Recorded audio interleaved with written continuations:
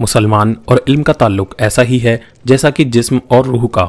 जिस तरह रूह के बिना जिस्म अधूरा है, वैसे ही इल्म के बिना मुसलमान भी अधूरा है। तारीख के पन्नों को पलट कर देखा जाए तो मालूम होता है कि मुसलमानों का सुनहरा दौर इल्म को हासिल करने वाले और इल्म को फैलाने वालों का भी सुनहरा दौर था। प्राइमरी स्कूल से लेकर दुनिया की पहली यूनिवर्सिटी अल क़रावीन तक मुसलमानों ने एस्टेब्लिश की। लेकिन इस्लामिक गोल्डन एज में दुनिया भर की नॉलेज को न सिर्फ प्रिजर्व और स्प्रेड करने बल्कि नई नई डिस्कवरीज, इन्वेंशंस और रिसर्चेस का सबसे बड़ा क्रेडिट जिस जगह को जाता है वो है बैतुल हिकमा। बैतुल हिकमा यानी हाउस ऑफ विजडम बगदाद में एस्टेब्लिश हुआ।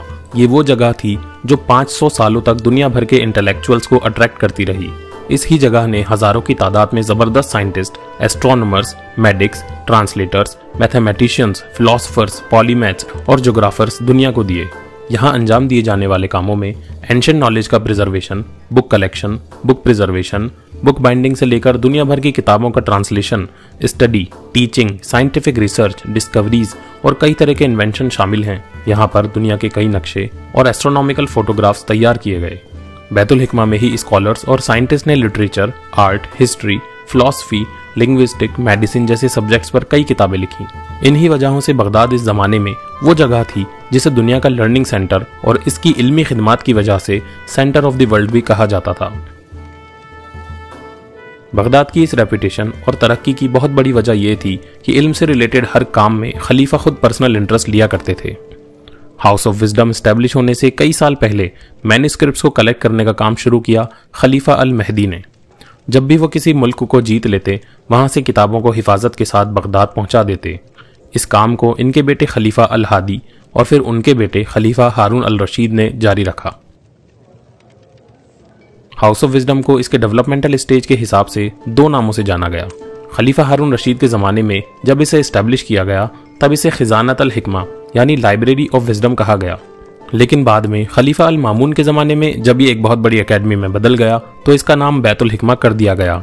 अब लाइब्रेरी हाउस ऑफ विजडम का एक छोटा सा हिस्सा होकर रह गई थी, जिसमें अलग अलग लैंग्वेजेस में साइंटिफिक सब्जेक्ट्स का बहुत बड़ा कलेक्शन था।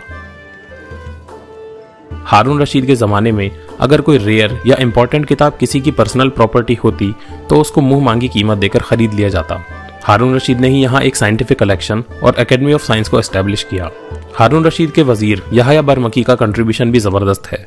मशहूर है कि जब कोई रेयर किताब बेची जाती तो पहले याहया बरमकी को पेश की जाती, क्योंकि हर किताब के बदले 1000 दिरहम देने वाला याहया बरमकी के अलावा कोई न था।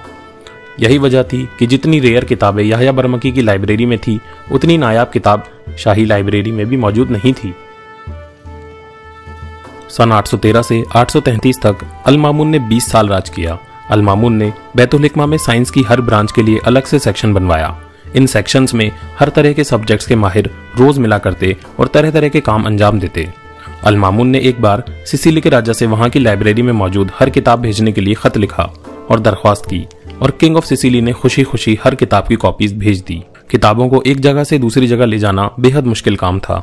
अल मामून के बारे में मशहूर है कि उन्होंने 100 से ज्यादा ऊंट खुरासान भेजे ताकि वहां से किताबें लाद कर बगदाद लाई जा सकें। अल मामून ने बाइजेंटीन एम्पायर में भी अपने कुछ साइंटिस्ट और ट्रांसलेटर भेजे ताकि वहां की जो भी अच्छी किताबें हों ट्रांसलेट करके बगदाद लाई जा सकें। अल मामून न सिर्फ हाउस ऑफ विजडम का ख्याल रखते बल्कि खुद भी साइंटिस्ट एंड स्कॉलर्स के साथ कई डिस्कशंस में शामिल होते। अल मामून ने ही मरसद फलकी नाम का एस्ट्रोनॉमी सेंटर बनवाया, जिसे चलाने वाले उनके पर्सनल एस्ट्रोनॉमर एक यहूदी सनद इब्ने अली अल यहूदी और एक मुसलमान याहया इब्ने अबी मंसूर थे। अल मामून ने कई ऑब्जर्वेटरीज, इंस्टीट्यूट और टेक्सटाइल फैक्ट्रीज एस्टेब्लिश की। उनके राज में 332 हायर लर्निंग इंस्टीट्यूट एस्टेब्लिश हो चुके थे। हाउस ऑफ विजडम में बोली, लिखी और स्टडी की जाने वाली लैंग्वेजेस में अरबी, फारसी, अरामिक से लेकर ग्रीक और कुछ ओकेजन्स पर संस्कृत का इस्तेमाल भी हुआ करता था। इन लैंग्वेजेस के एक्सपर्ट हर तरह की पुरानी किताबों को अरेबिक में ट्रांसलेट करते ताकि उस पर डिस्कशन और डिबेट कर सके और उन पर आगे काम किया जा सके। अल-किंदी ने अरस्तु की किताबों को ट्रांसलेट किया और हुनैन इब्ने इसहाक ने हिप्पोक्रेटस की किताबों को। अल मामून स्कॉलर और ट्रांसलेटर को एनकरेज करने के लिए किताब के वजन के बराबर सोना दिया करते थे। खलीफा अल मामून का नाम आज भी जिंदा है और उन्हें ट्रिब्यूट देने के लिए चांद के एक क्रेटर का नाम उनके नाम पर रखा गया है, जिसे अलमैनन के नाम से जाना जाता है। बगदाद के हाउस ऑफ विजडम ने एक बड़ा काम किया इस्लामिक वर्ल्ड को जोड़ने का। बगदाद का हाउस ऑफ विजडम अकेला ऐसा साइंटिफिक और एजुकेशनल सेंटर था जहां साइंटिस्ट, स्कॉलर्स और ट्रांसलेटर स्टडीज और रिसर्च करने के लिए जमा हुआ करते थे। इस वजह से पूरे इस्लामिक वर्ल्ड में बैतुल हिकमा मशहूर हो चुका था। बैतुल हिकमा के इस एग्जाम्पलरी मॉडल को दूसरे खुलाफा भी फॉलो करने लगे। बगदाद के बैतुल हिकमा से बराबरी करने के लिए इन खुलाफा ने अपने अपने मुल्क में लर्निंग सेंटर्स एस्टेब्लिश किए। रक्कादा के अगलाबिद हाउस ऑफ विजडम के फाउंडर हैं अमीर इब्राहिम इब्ने मोहम्मद अल अगलाबी।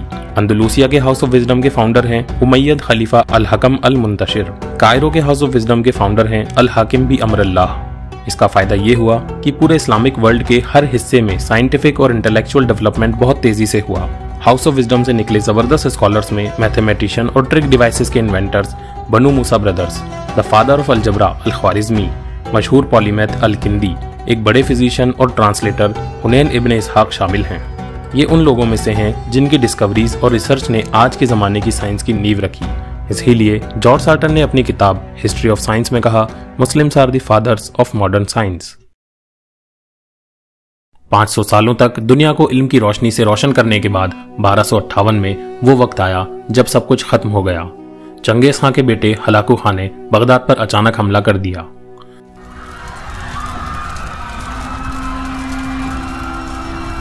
कत्ले आम के बाद हलाकू खां ने हर एक इम्पोर्टेंट इंस्टीट्यूशन और बिल्डिंग को अपना निशाना बनाया, जिसमें बैतुल हिकमा भी शामिल था। हिस्टोरियंस के मुताबिक इतनी किताबों को बगदाद के पास बहती टिग्रिस नदी में फेंका गया कि एक घुड़सवार आदमी नदी में पड़ी किताबों के पुल के ऊपर से चलकर दूसरे किनारे तक पहुंच सकता था। इन 10 दिनों में टिग्रिस नदी ने 2 रंग बदले। मुसलमानों के खून से ये पहले लाल हुई और फिर इन किताबों की स्याही से काली। हलाकू खां के हमले से अब्बासिया हुकूमत के साथ साथ बैतुल हिकमा और उसमें मौजूद सभी चीज़ें खत्म हो गईं और साथ ही खत्म हुआ इस्लामिक गोल्डन एज।